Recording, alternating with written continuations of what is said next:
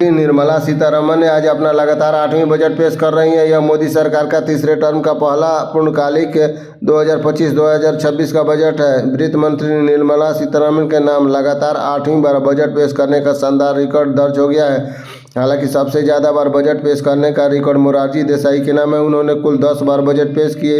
इस बजट में कृषि, एमएसएमई, निवेश और निर्यात को विकास का 4 इंजन बताया। इस वीडियो में हम बात करेंगे किस क्षेत्र को कितना बजट दिया गया, मध्यम वर्ग को टैक्स में क्या छूट मिला, किस क्षेत्र पर सरकार का फोकस है, किस राज्य को क्या मिला, क्या सस्ता हुआ और क्या महंगा हुआ, बजट में छात्रों के लिए क्या है, शेयर मार्केट के और बिजनेस पर क्या इम्पैक्ट पड़ेगा। इसके लिए अलग वीडियो आपके समक्ष प्रस्तुत होगा।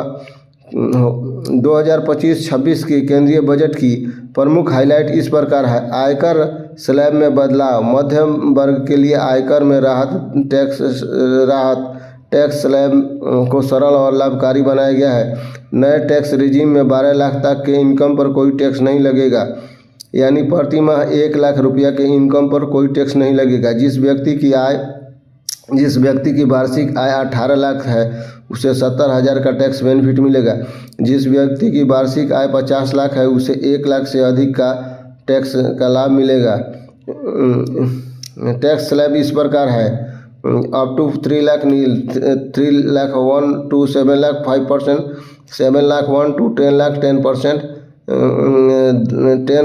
10 लाख 1 से 12 लाख तक 15%, 12 लाख 1 से 15 लाख तक 20% और 15 लाख से ऊपर 30% टैक्स लगेगा।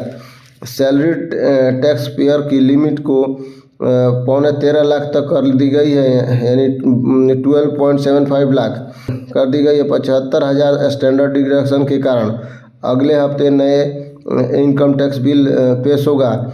इंश्योरेंस सेक्टर में एफडीआई की लिमिट को बढ़ाकर 74 से 100% कर दी गई है। सीनियर सिटीजन को टैक्स छूट दोगुनी कर दी गई है। टैक्स डिडक्शन 50,000 से बढ़ाकर 1 लाख कर दी गई है। टीडीएस की सीमा बढ़ाकर 10 लाख तक कर दी गई है। आईटीआर जमा करने की समय सीमा को बढ़ाई गई है। 12 लाख से 16 लाख तक की आय पर 15% टैक्स लगेगा। भारत को खिलौनों का मैन्युफैक्चरिंग हब बनाने का सरकार का प्लान है। स्मॉल और मीडियम बिजनेस को बढ़ावा देने के लिए नई पॉलिसी लाई जाएगी। स्टार्टअप को बढ़ावा देने के लिए 10,000 करोड़ का फंड एलोकेट किया गया है। गहने सस्ते होंगे। कस्टम टैरिफ गहनों पर 25% से 20% कर दिया गया है, जो कि 2 फरवरी से लागू हो जाएंगे।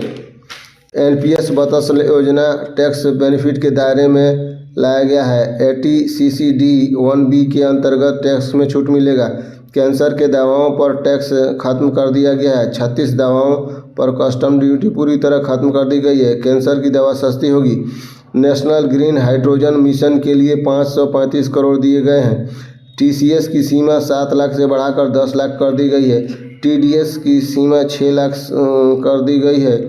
2 घर के मालिक को भी टैक्स में राहत मिलेगी। रेंट पर टीडीएस की सीमा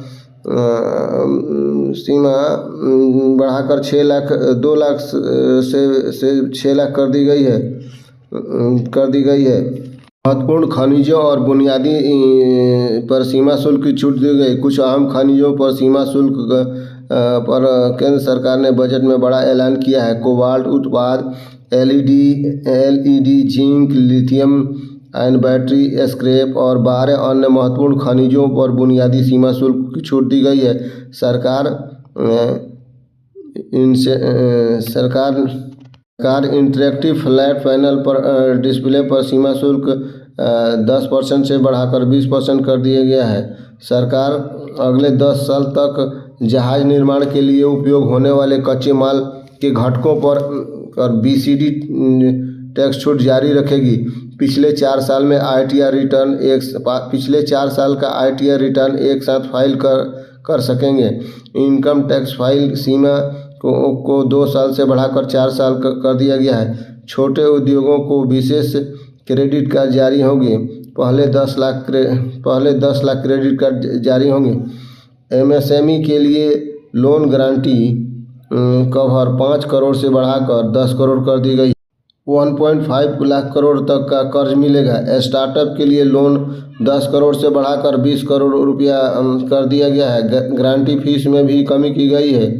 2025 में किफ़ायती आवास की अतिरिक्त 40,000 इकाई पूरी की जाएगी। बिजली वितरण और ट्रांसमिशन कंपनियों को मजबूत बनाया जाएगा।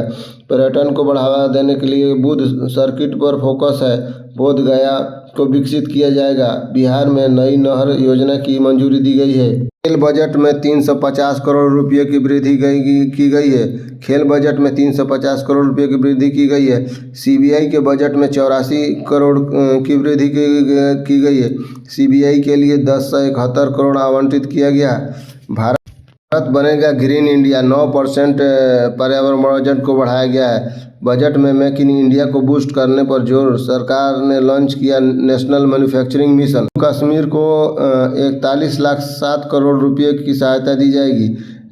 दिल्ली गवर्नमेंट को पिछले साल की तुलना में 100 करोड़ अधिक वित्तीय लाभ मिलेगा। बजट में एम्प्लॉयमेंट जनरेशन पर फोकस है। स्ट्रीट वेंडर को यूपीआई लिंक्ड क्रेडिट कार्ड मिलेगा, जिसकी 20,000 रुपये की लिमिट के साथ। गिग वर्कर को health care scheme पीएमजीएन Arogya Yojana के अंतर्गत लाभ मिलेगा।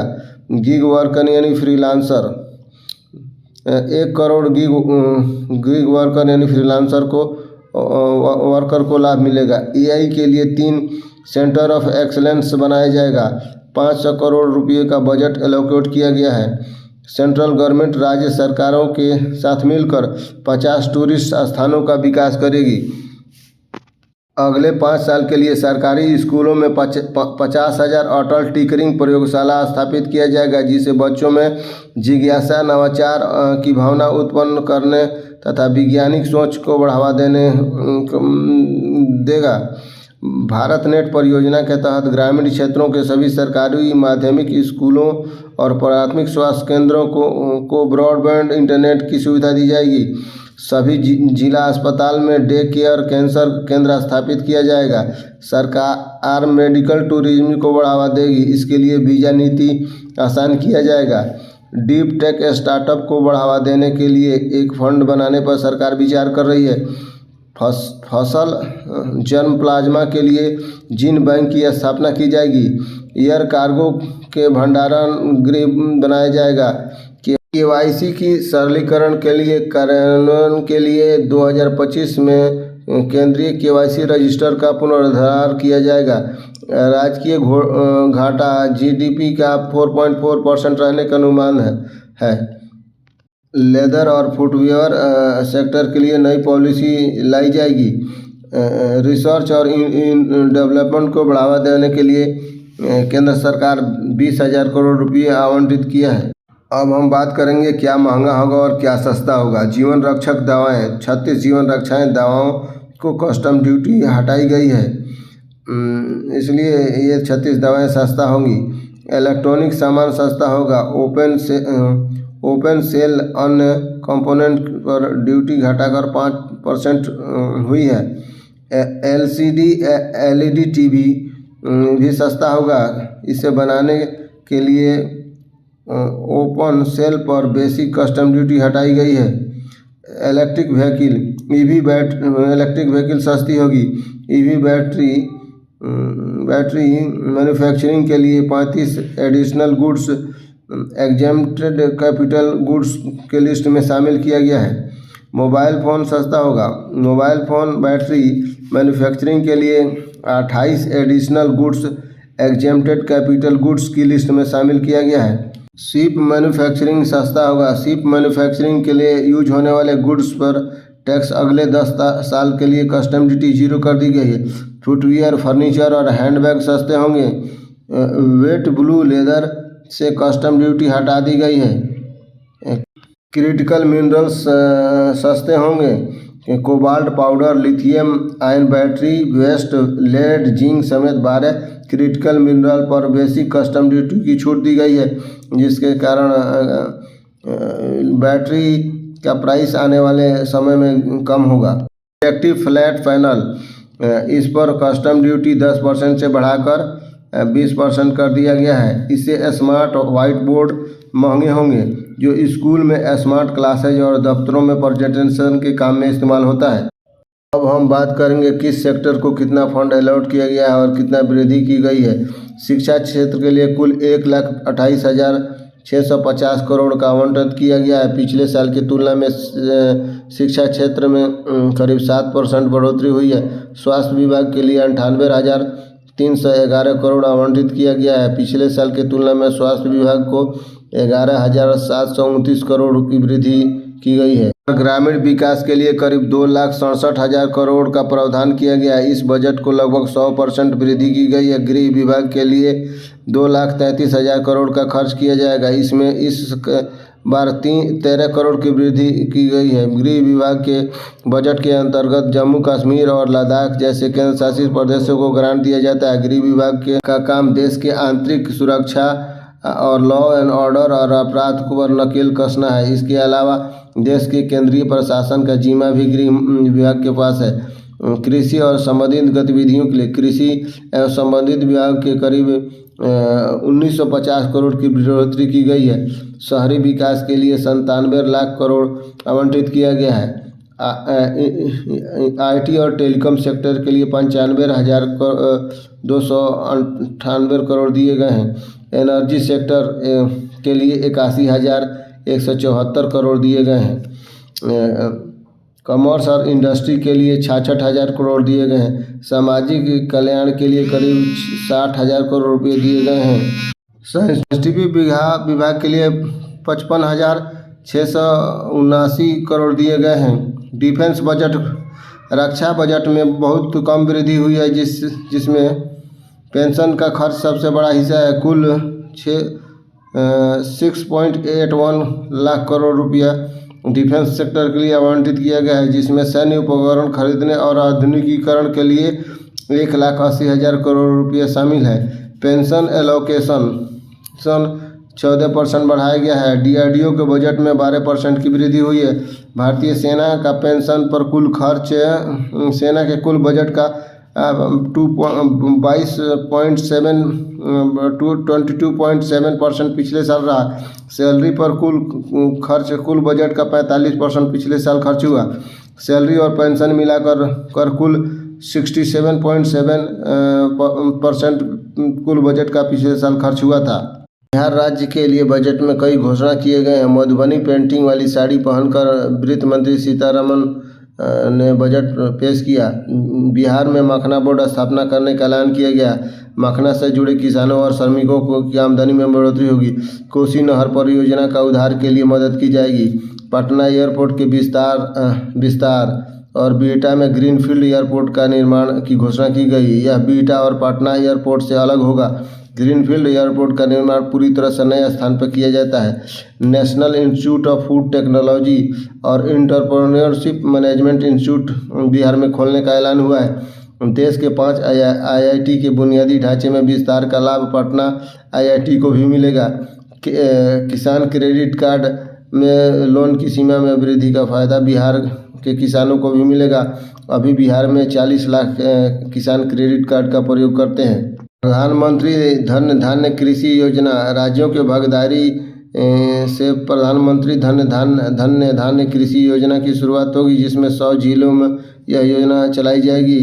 इस योजना में उन जिलों को चुना जाएगा जहां पर कृषि का उत्पादन कम होता है। इस योजना से 1.7 करोड़ किसानों को लाभ मिलेगा। दलहन में आत्मनिर्भर बनने का सरकार का प्लान है।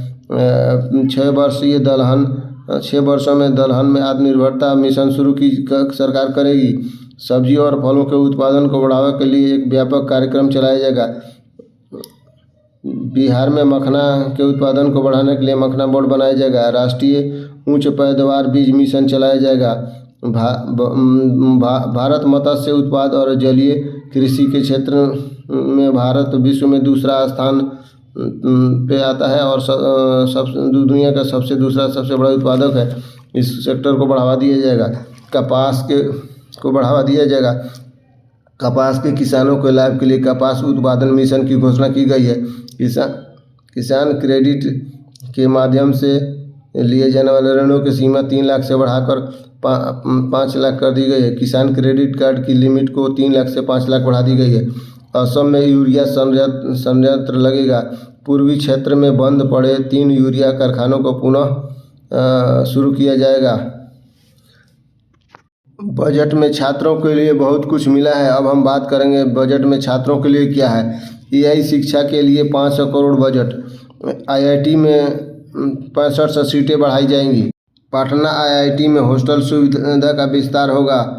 मेडिकल कॉलेजों में 10,000 सीटें बढ़ाई जाएंगी। बिहार में आईआईटी का विस्तार किया जाएगा। बिहार में राष्ट्रीय खाद्य प्रौद्योगिकी और उद्यमिता प्रबंधन संस्थान की स्थापना की घोषणा हुई है। सरकारी स्कूल और उच्च शिक्षा के लिए भारतीय भाषाओं की किताबों को डिजिटल रूप में उपलब्ध कराने के लिए भारतीय पुस्तक योजना की शुरुआत की गई है। अब हम बात करेंगे 1 रुपया में कितना पैसा कहाँ जाता है और कहाँ आ जाता है। बोरोइंग और लाइबिलिटी से 24 पैसा आता है। इनकम टैक्स से 22 पैसा आता है। जीएसटी एंड अदर टैक्स से 18 पैसा आता है। कॉर्पोरेट टैक्स से 17 पैसा आता है। नॉन टैक्स रिसिप्ट से 9 पैसा आता है।